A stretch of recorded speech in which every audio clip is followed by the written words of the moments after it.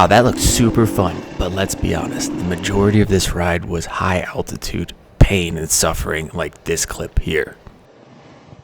I don't want to tell this story without talking about how difficult it is to ride and do things at high altitude. But before all that, let's just go ahead and start from the beginning. Hello, my name is Jacob, and I want to try and do a little bit more storytelling with my video. So today, on my ride up La Malinche, which is a national park here in Mexico, I'm going to try and do things a little bit differently. Now, when I say the beginning, I actually kind of meant like the middle of the trail, as you can see. Why I did that is I didn't want to waste all of my camera, as I only have the one battery, and so I started halfway up, where it gets, in my opinion, more interesting.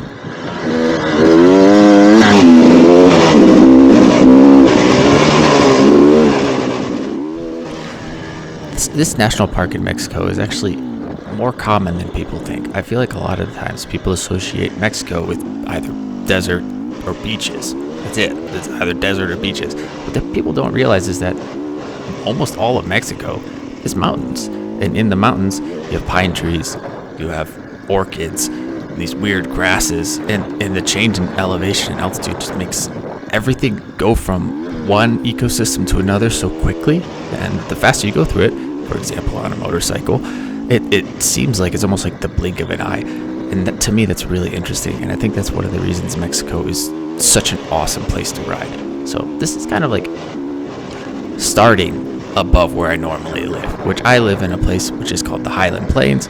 There aren't any tall trees or anything like that, but this is only 15 kilometers from my house, so I kind of live here too.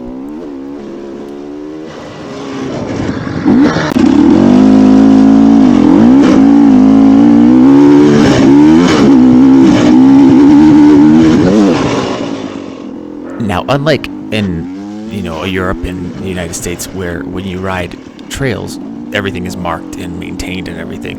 That's not how that is here. There are hiking trails, but where I'm at in this national park is actually kind of more like a logging area, and these roads aren't really official roads. They're more like just logging roads made by people who come up here and log. I don't know the legality of that, whether they're supposed to be there or not, but that's what it is. So that all being said, I do make mistakes like this, where I thought I was supposed to go right, go up there, realize, oh, that's not actually a route to anywhere. Because I have the GPS, I can really quickly turn around and get back on track. But you would think, and I'm sure a lot of people are used to being able to just look at the GPS and know exactly where they are. It's not quite the case here. This is more like figure it out as you go. I have been up here once before, but it was last year, so I don't actually remember the trail at all. I'm just following the line on my phone. So yeah, it's kind of, that's one of the bigger differences, I think, between riding at least in Mexico, than it would be in the United States.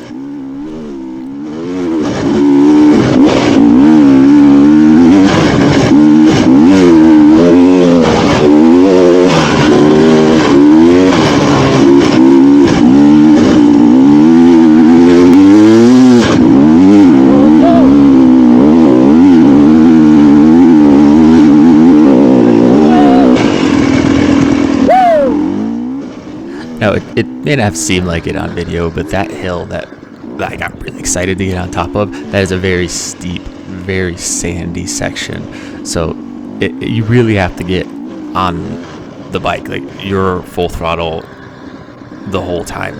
And then on a 300 two-stroke, that's really, really rare. So it's super fun for me to be able to just open it up, and not just be able to, but like need to. So yeah, and then the coolest thing, I think, is that transition on the top of that hill into this different biome. Like here we are, like I was talking about before, the big tall trees are kind of gone, or at least more spread out.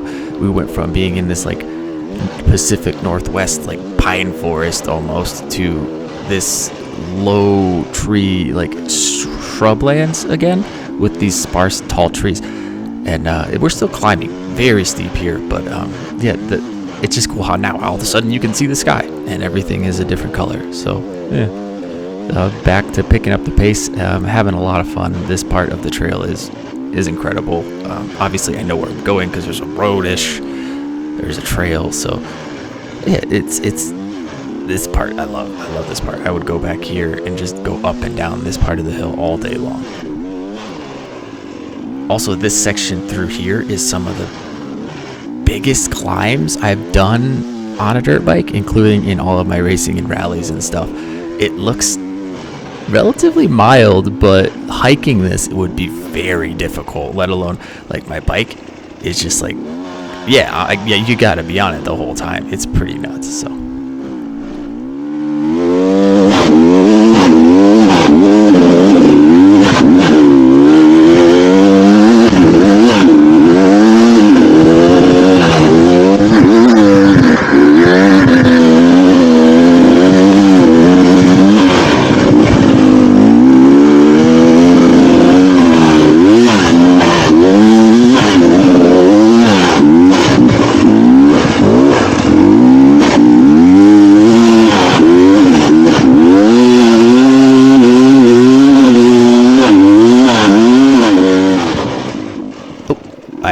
I kind of hit the tree, but I didn't actually.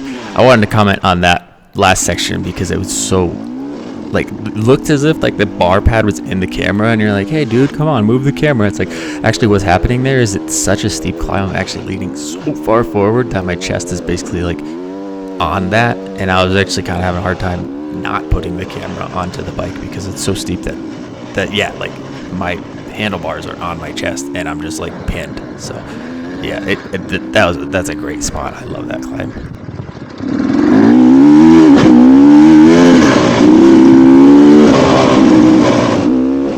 This section through here is cool because on either side there's like this really sheer drop off. You don't really notice it when you're riding. Well, I don't anyways. Some people might, but for me it's just it's cool to see just how steep it is on either side.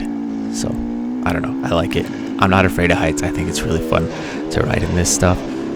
And yeah, it's still a pretty clear trail, but you know, just don't make a mistake. Too bad.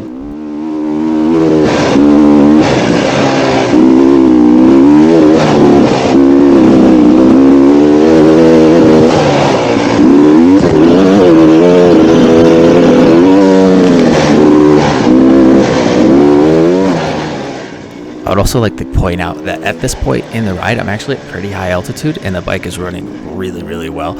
I wanted to say that the TSP ECU reflash and the high compression head make a huge difference for that.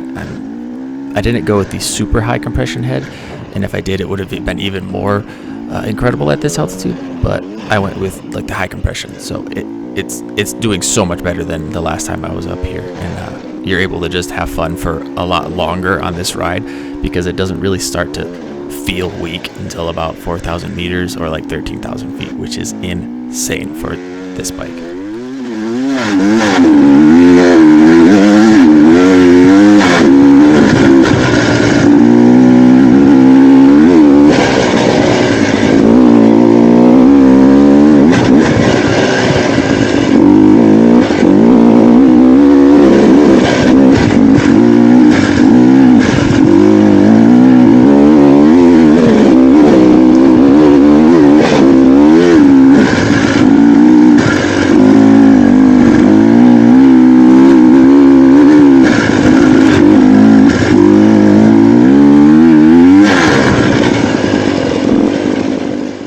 Man, watching this footage just makes me want to go back and do it again. So there's a pretty good chance I'll be back on Malinche doing some riding soon.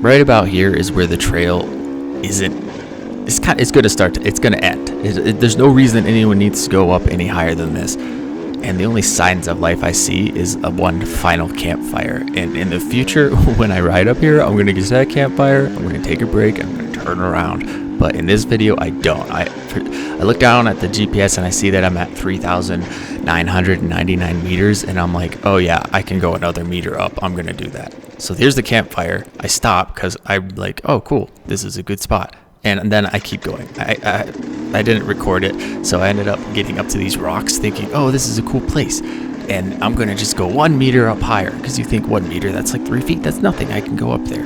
Well, I end up going a lot further than that, and going through all kinds of mental states of panic and fear of being stuck up on the mountain when a storm comes in, because a storm comes in every night, every afternoon. This place during this time of year is raining, lightning, and yeah, I get a little panicked. But for some reason my GPS just wouldn't register that extra meter of altitude, and I did do it, and it did tell me afterward when I like reviewed the log. But during this ride, it was like, no dude, you're still at 3,999 meters, and like, I don't know what dirt bike rider isn't going to want this just to take it up to 4,000. So this is my white whale moment, I guess you could say, where I just think, oh, I'm just a little bit more, and yeah. So this is tough.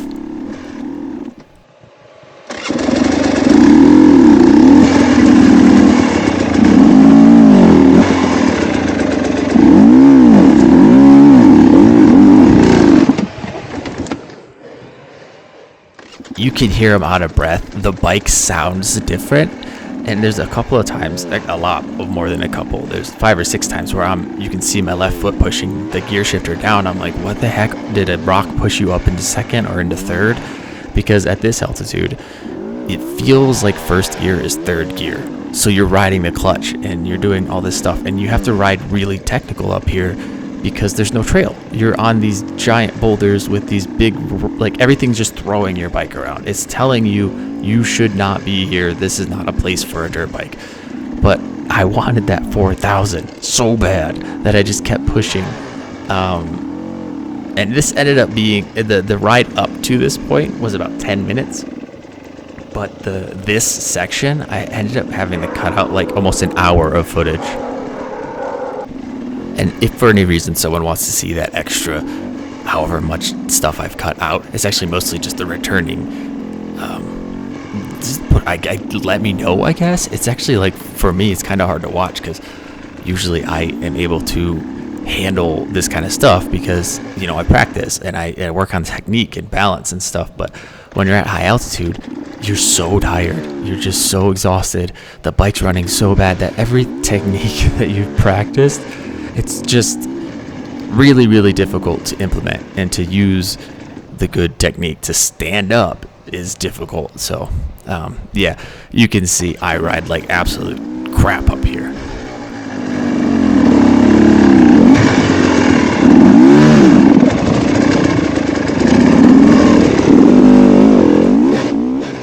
But as I said before, it's crazy how the biomes change, and at this point, it looks like you could be forgiven for thinking that I was in the Scottish Highlands, or I don't know about that, but, you know, not Mexico. It doesn't seem like the same ride as I was in before, and it definitely doesn't seem like I'm only like 15 miles or whatever it is from the desert that I normally show you guys. So it's pretty cool to be able to be up here. I'm about to get to the point where I realize 4,000 meters isn't going to happen because of a technical issue, not because I didn't go up in altitude, because I 100% went up in altitude. Yeah, it was weird that it wasn't giving it to me. So a lot of this ride is just getting up here, and it sucked because in the moment I felt like I had failed to reach this like arbitrary goal that I set for myself. But I realize now that I didn't just make it, I went way above it. And I always thought it'd be really cool to like summit with a motorcycle, like summit Malinche, but that goal is ridiculous. You could do it if you followed the actual hiking trails, but in my mind, I feel like that's just kind of rude because those are for hiking. This is a dirt bike. So I don't think I'll ever come back to this particular spot in the Malinche because there's just no reason to be here. It's it takes all of the fun out of the ride. Before I get to this point, I'm having an absolute blast, and then the white whale of 4,000 meters steps in, and then that obsession takes all the fun out of the ride. So actually, the video is gonna basically end here, on this weird like defeated moment where I'm too tired to even like film a I did it or I didn't do it moment. I'm just like, nah, I'm starting to panic. I'm starting to think I'm gonna get stuck up here and I have to turn around. So like the story of this ride is, wow, I had so much fun, but then that last moment where I decided to try and reach a number on a screen kind of killed it. So basically, have fun. Like I'm happy that I did this, and I'm happy that I went to this high altitude and experienced it, and I'll probably do it next time I go up there. I just want to remind myself in the future that, hey man, go up there, have fun, and if you're gonna do this section, don't do it seriously, just try and have a blast. So yeah, like I don't know where to end this video. It's beautiful though. It really is beautiful. So I guess just I'm gonna end it here, because at this point I'm trying to figure out how to turn around and go back. Yeah. So anyways, thanks for watching. If you got to this point, that's really awesome. And let me know if you want to see more of this like hardcore struggle stuff. La Malinche is so beautiful though.